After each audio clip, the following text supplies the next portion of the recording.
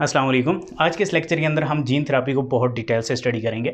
याद रखिए, gene therapy एक बहुत ही फैसिनेटिंग टेक्नोलॉजी है जिसकी मदद से हम जेनेटिक डिसऑर्डर्स को ट्रीट करते हैं। जेनेटिक डिसऑर्डर्स कौन से होते हैं? जो जीन्स के माल फंक्शनिंग की वजह से अकर होते हैं, राइट। यानी आपकी बॉडी के अंदर अगर कोई जीन फॉल्टी है, उसके अंदर कोई म्यूटेशन हुई है, तो उस जीन की वजह से जो प्रोडक्ट बनेगा वो ख़राब बनेगा और उससे आपकी बॉडी को कोई डिजीज़ लग सकता है। सो डिफरेंट एग्जाम्पल इसके अंदर आ जाती हैं जो आगे हम स्टडी भी करेंगे। सो जीन थेरापी का मेन गोल क्या है कि जेनेटिक डिसऑर्डर या जीन की माल फंक्शनिंग की वजह से जो डिज़ीज़ अकर हो रही है उसे क्योर करना, उसकी ट्रीटमेंट करना। ओके, सो जीन थेरापी के 3 मेन फोकस होते हैं, कॉन्सेप्ट पॉइंट्स होते हैं जिसकी मदद से जीन थेरापी किसी भी जेनेटिक डिसऑर्डर को क्योर करती है। सो पहला क्या है? जीन थेरापी में पहला गोल क्या होता है कि कोई भी जो फॉल्टी डिफेक्टिव माल फंक्शन जीन है उसे रिप्लेस कर दिया जाए विद नॉर्मल और हेल्दी जीन।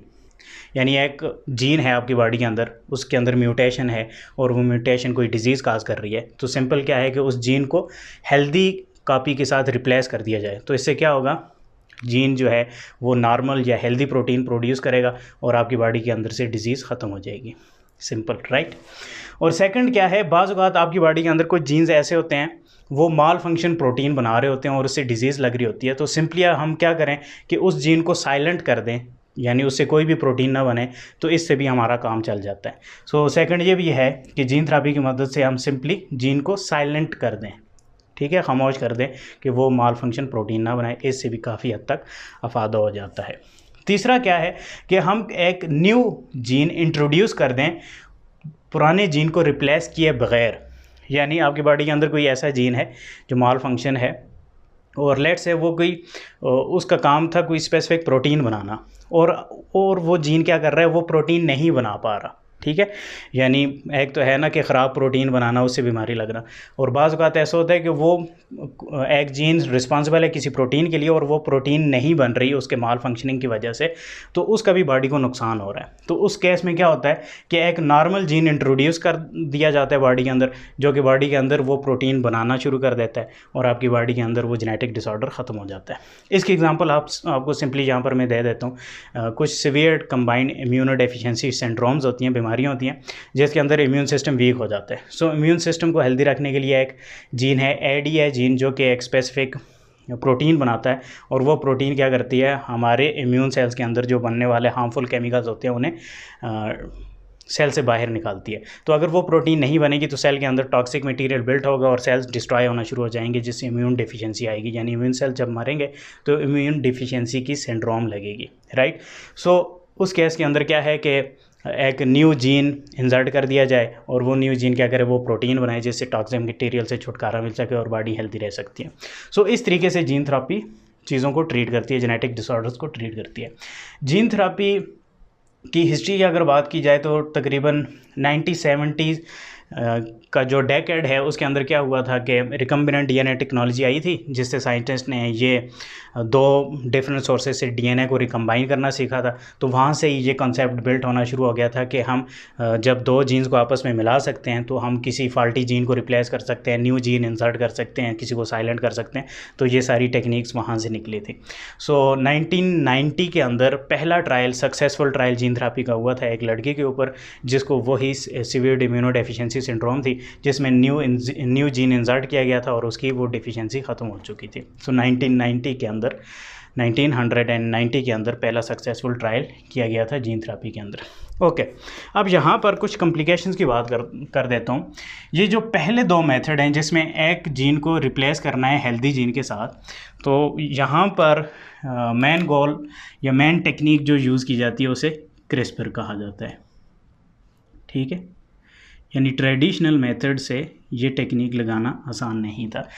क्रिस्पर एक टेक्नोलॉजी है जिस पर ऑलरेडी मैंने वीडियो बनाई हुई है, आप यहाँ कार्ड पर या फिर डिस्क्रिप्शन में लिंक पर क्लिक करके ये वीडियो देख सकते हैं। इसके अलावा जो साइलेंसिंग ऑफ फॉल्टी जीन है ये भी क्रिस्पर की मदद से मोस्टली किया जाता है। यानी जो यहाँ पर जो हम मेथड देखेंगे उससे ये भी इतना आसान नहीं है। सो जीन थेरापी पे मोस्टली जो काम हो रहा है वो इस टेक्निक के ज़रिए हो रहा है, introduce new gene. Normal gene, यानी मोस्टली यहाँ से हमें पता चल रहा है कि जीन थेरेपी में अभी जो मोस्टली काम हो रहा है वो ऐसी जेनेटिक डिसऑर्डर्स को लेकर हो रहा होगा जिसमें जीन जो है माल फंक्शन होने पर कोई प्रोटीन नहीं बना रहा, तो हम एक न्यू जीन इंसर्ट करके बॉडी के अंदर वो प्रोटीन बनाकर उस जेनेटिक डिसऑर्डर को ट्रीट कर सकते हैं। क्लियर हो गया? ओके, अब जीन थेरेपी में जो चैलेंजेस और लिमिटेशंस आ जाती हैं उन्हें देख लेते हैं।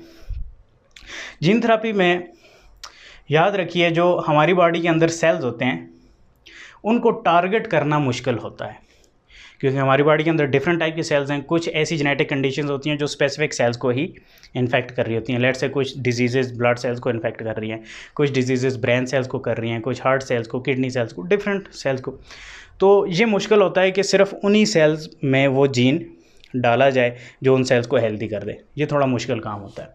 दूसरा चैलेंज हमें ये आ जाता है कि जीन थेरेपी के अंदर अभी तक हम सिर्फ मोनोजेनिक यानी वन जीन को ही ट्रीट करने के काबिल हुए हैं। ऐसी डिजीज़ को ट्रीट कर पा रहे हैं जो सिर्फ एक जीन की माल फंक्शनिंग की वजह से अकर होती है। ठीक है, क्योंकि टारगेट सेल्स तक एक न्यू जीन पहुंचाना मुश्किल है। तो अगर कोई ऐसी जेनेटिक डिसऑर्डर है जो 2-3 जीन्स की वजह से अकर हो रही है तो 2-3 जीन को ट्रीट करना एट द सेम टाइम बहुत मुश्किल है। तो ऐसी डिजीज़ जो सिर्फ एक जीन की माल फंक्शनिंग की वजह से अकर होती हैं उन्हें जीन थेरेपी के ज़रिए ट्रीट किया जा सकता है। ये इसकी लिमिटेशन आ गई। फिर क्या है लिमिटेशन और चैलेंजेस में यह आ जाता है कि बाज़ औक़ात जो हम जीन डालते हैं, इंसर्ट करने की कोशिश करते हैं, उससे हमारे जीनोम यानी हमारे क्रोमोसोम के कुछ नॉर्मल जीन भी डिस्टर्ब हो सकते हैं और उससे कैंसर काज हो सकती हैं। ठीक है, और साल 2000 में फ्रेंच टीम ने एक जीन थेरेपी के कुछ ट्रायल्स दिए थे। वो बड़े खुश हो रहे थे कि बड़ा अच्छा रिज़ल्ट आया, लेकिन थोड़े दिनों बाद जब पता चला उनमें से जिन पर ट्रायल्स लाए गए थे 4-5 बच्चों को कैंसर डेवलप हो चुका था। क्यों? कि जो टेक्निक यूज़ की, आगे अब आपको समझ भी आएगी, उस टेक्निक के ज़रिए हुआ ये कि कुछ नॉर्मल जीन्स भी माल फंक्शन हो गए जिसकी वजह से सेल्स जो हैं अब नॉर्मली डिवाइड होना शुरू हो गए और कैंसर काज हो गई। सो ये चैलेंजेस और लिमिटेशंस में आप ये भी याद रखिएगा।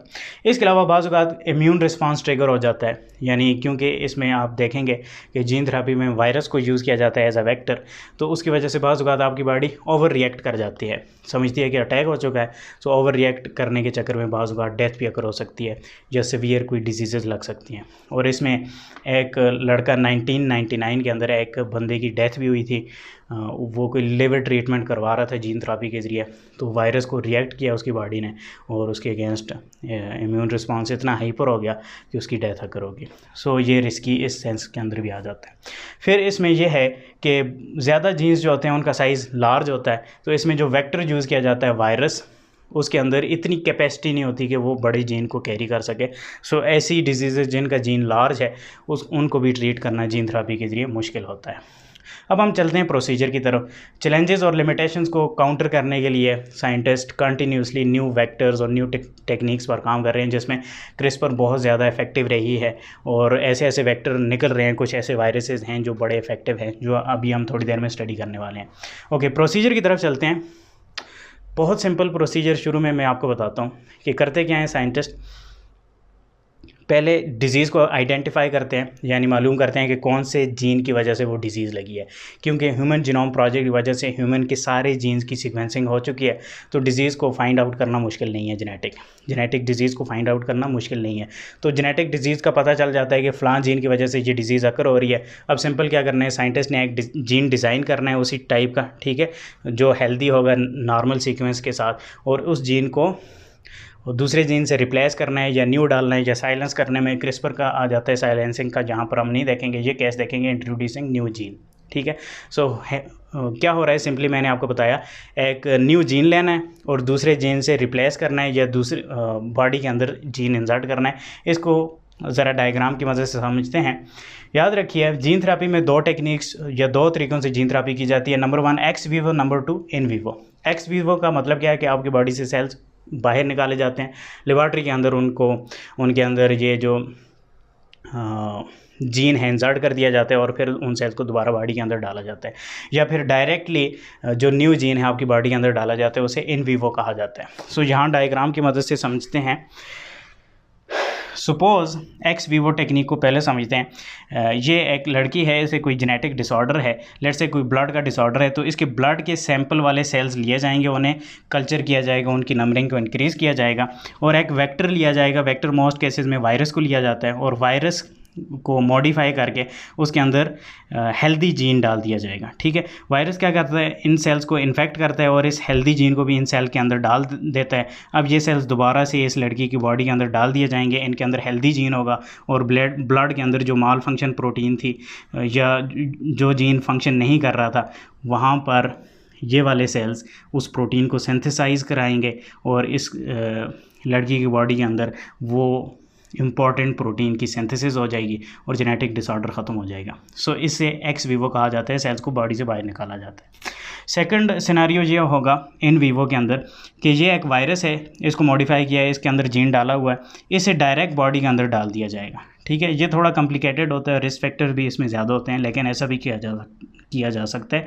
या फिर डायरेक्टली डीएनए को, नेकेड डीएनए को बॉडी के अंदर डाला जाता है थ्रू जीन गन, लेकिन इसकी लिमिटेशन ये आती है कि ये कुछ थोड़े से सेल के अंदर ही इसे डाला जा सकता है और ये डीएनए आसानी के साथ सेल के अंदर दाखिल नहीं होता। गर्मी बहुत ज़्यादा है, पसीना बहुत ज़्यादा आ रहा है मुझे। ओके, अब आगे वेक्टर की तरफ चलते हैं। सिंपली आपने समझ लिया कि एक वेक्टर की हेल्प लेनी पड़ती है, जो वायरसेस हैं एज अ वेक्टर यूज़ किए जाते हैं बॉडी के अंदर डीएनए को डालने में। ओके, वेक्टर क्या होता है? ऐसा व्हीकल आप समझ लें वेक्टर, जो हमारे जीन को एक जगह से दूसरी जगह कैरी करता है। यानी ह्यूमन के अंदर डीएनए को डालने के लिए इतना आसान नहीं है कि डीएनए को डायरेक्टली सेल्स के अंदर डाला जाए, क्योंकि डीएनए एक तो लार्ज मॉलिक्यूल होता है, इस पर नेगेटिव चार्ज होता है, जिसकी वजह से ये सेल्स के अंदर खुद दाखिल नहीं होता। सो हमें कोई ऐसी टेक्निक चाहिए कि हम सिंपली सेल्स के अंदर डीएनए, अपनी रिक्वायर्ड डीएनए को भेज सकें। तो उसमें वायरसेस का बहुत बड़ा रोल होता है, क्योंकि हम जानते हैं वायरसेस क्या करते हैं, ह्यूमन सेल्स को जब अटैक करते हैं तो अपना डीएनए सेल्स के अंदर डालते हैं। तो यही क्वालिटी का फ़ायदा उठाते हुए साइंटिस्ट ने क्या किया कि वायरस को मॉडिफाई किया, उसमें अपना मर्ज़ी का जीन डाला और उस वायरस से ह्यूमन सेल्स को इन्फेक्ट कराया। अब ह्यूमन सेल के अंदर वो हमारा मर्ज़ी का जीन भी, जब वो इन्फेक्शन करेंगे वायरसेस, तो हमारा मर्ज़ी का जीन भी चला जाएगा और वो जीन जब बॉडी के अंदर एक्सप्रेस होगा तो रिक्वायर्ड डीएनए प्रोटीन बनाएगा, जिससे डिजीज़ कंट्रोल हो जाएगी। ओके, सो वेक्टर्स में कुछ नॉन वायरल वेक्टर्स भी होते हैं, यानी वायरसेस के अलावा भी हम वेक्टर यूज़ कर सकते हैं। उसमें एक तो ये है कि हम सिंपली डीएनए को यूज़ करते हैं जीन गन के थ्रू, बट ये इतना इफेक्टिव नहीं है क्योंकि डीएनए आसानी से सेल के अंदर एंटर नहीं होता। सेकंड ये है कि लाइपोसोम के अंदर लिपेट कर भेजा जाता है और सेल्स जो हैं इस वेजिकल को, जिसे लाइपोसोम कहा जाता है, इसे इंगल्फ कर देते हैं एंडोसाइटोसिस की मदद से और ये डीएनए भी सेल के अंदर, इस वेजिकल के अंदर चला जाता है। सो ये भी इतना इफेक्टिव नहीं है क्योंकि ज़्यादातर सेल्स इतनी आसानी से इस लाइपोसोम को भी इंगल्फ नहीं करते। सिंपली इसे बनाया कैसे जाता है कि ये जो लिपिड मेम्ब्रेन है, इसे सिंथेसाइज किया जाता है, इसके अंदर रिक्वायर्ड डीएनए डाल दिया जाता है। अब चलते हैं वायरल वेक्टर की तरफ, जो मोस्टली यूज़ किए जाते हैं जीन थेरेपी के अंदर। सबसे पहले देखते हैं कि वायरसेस को क्यों यूज़ किया जाता है। तो पहली बात यह है कि वायरस स्पेसिफिक सेल्स को टारगेट करते हैं। जैसे अगर हम ह्यूमन इम्यून वायरस को देखें जो एड काज करता है, तो वो स्पेसिफिकली टी लिम्फोसाइट्स को इन्फेक्ट करता है। ठीक है, तो इससे हमें बेनिफिट क्या मिल रहा है कि अगर टी लिम्फोसाइट की बॉडी के अंदर कोई डिजीज़ है तो हम कोशिश करेंगे कि HIV वायरस को यूज़ करें, और ताकि जो हम अपना मर्ज़ी का डीएनए डालेंगे, जीन डालेंगे, वो सिर्फ टी सेल्स के अंदर ही जाए। क्लियर हो गया? सो ये वायरसेस का बेनिफिट होता है। कुछ वायरस सिर्फ ब्रेन को इन्फेक्ट कर रहे हैं, कुछ ब्लड सेल्स को इन्फेक्ट कर रहे हैं, तो इनकी इस क्वालिटी का फ़ायदा उठाते हैं साइंटिस्ट। सेकेंडली, वायरस बहुत अच्छे होते हैं जेनेटिक मटेरियल को डिलीवर करने में। जैसे मैंने आपको बताया, जब वायरस इन्फेक्ट करता है ह्यूमन सेल को तो अपना डीएनए सेल के अंदर डालता है। सो यही क्वालिटी हम यूज़ करते हैं कि वायरस बहुत अच्छे होते हैं डीएनए को डिलीवर करने में, तो वायरसेस को हम यूज़ कर सकते हैं एज अ वेक्टर। फिर थर्ड क्वालिटी क्या आ जाती है कि कुछ वायरसेस ऐसे होते हैं जो होस्ट जीनोम के अंदर अपना डीएनए इंटीग्रेट करते हैं। होस्ट जीनोम के अंदर, यानी ह्यूमन सेल के अंदर अपना, ह्यूमन सेल के जीनोम के अंदर, क्रोमोसोम के अंदर अपना डीएनए इंटीग्रेट करते हैं। ठीक है, सो इसका बेनिफिट क्या होता है कि अगर डायरेक्ट ह्यूमन जीनोम के अंदर हमारा मर्जी का जीन चला जाएगा तो थ्रू आउट लाइफ उस सेल के अंदर वो प्रोटीन, डिज़ायर प्रोटीन बनेगी, जो बहुत बेनिफिशियल है। और इसके अलावा ये बेनिफिट होता है वायरस को यूज़ करने का कि वायरस को हम मॉडिफाई कर सकते हैं। और मॉडिफाई कैसे करते हैं कि कोई भी वायरस जो हम ले रहे हैं एज अ वेक्टर, सबसे पहले क्या करना है, उस वायरस को नॉन वायरुलेंट बनाना है, यानी वो वायरस डिजीज़ काज ना कर सके। वायरस के अंदर कुछ डिजीज़ काजिंग जीन होते हैं, उन्हें रिमूव कर दिया जाता है और सिर्फ इस हद तक उसे मॉडिफाई किया जाता है कि वो सिर्फ सेल को इन्फेक्ट करे, डीएनए को अंदर डाले और उसका काम ख़त्म। ठीक है, सो वायरस को मॉडिफाई किया जाता है और मॉडिफाई करना आसान होता है, इसलिए वायरसेस को यूज़ किया जाता है। अब एग्जांपल में कुछ वायरसेस को देखते हैं जो वेक्टर के तौर पर यूज़ होते हैं, जैसे एडिनो वायरसेस आ जाते हैं। एडिनो वायरसेस की खूबी ये होती है कि ये स्पेसिफिक सेल्स को टारगेट कर देते हैं, लेकिन इनका नेगेटिव पॉइंट ये आ जाता है कि ये इंटीग्रेट नहीं करते सेल्स डीएनए को, यानी डीएनए को सेल के अंदर तो भेजेंगे लेकिन उस क्रोमोसोम के साथ इंटीग्रेट नहीं करेंगे। सो बाज़ डिजीज़ में हमें ये चाहिए कि खैर डीएनए अंदर जाए और उससे कोई प्रोटीन बन जाए, तो इसमें मोस्टली हम आरएनए को यूज़ करने का सोच रहे होते हैं। ठीक है, ताकि सेल के अंदर आरएनए जाए और उससे प्रोटीन बने। तो ये इसकी थोड़ी लिमिटेशन आ गई कि डीएनए के अंदर ये इंटीग्रेट नहीं करता हमारे जीन को। फिर उसके बाद अगर हम देखें तो रेट्रोवायरसेस आ जाते हैं। इनकी लिमिटेशन ये आ जाती है कि ये सिर्फ डिवाइडिंग सेल्स को इन्फेक्ट करते हैं, और कुछ सेल्स ऐसे होते हैं जैसे ब्रेन और हार्ट सेल्स जो डिवाइड नहीं हो रहे होते, अगर उनके अंदर कोई हमने जीन इंसर्ट करना है तो पॉसिबल नहीं होता इस वायरस की मदद से। ये सिर्फ डिवाइडिंग सेल्स को ही इन्फेक्ट करते हैं। ठीक है, फिर अगर आप एडिनो एसोसिएट वायरसेस को देखें, AAV इन शॉर्ट, तो ये वायरसेस क्या करते हैं, ये अच्छे होते हैं, यानी ये डिवाइडिंग सेल्स को भी इन्फेक्ट कर सकते हैं, नॉन डिवाइडिंग सेल्स को भी इन्फेक्ट कर सकते हैं, और ये अपने डीएनए को इंटीग्रेट भी करते हैं। लेकिन इनके अंदर लिमिटेशन ये आ जाती है कि ये ज़्यादा बड़े साइज़ के जीन को कैरी नहीं कर सकते। इनकी लिमिटेशन 4.5 kb की साइज़ की होती है, जबकि मोस्ट जीन्स हमारी बॉडी के अंदर 8 kb 10 kb इतने बड़े जीन भी होते हैं।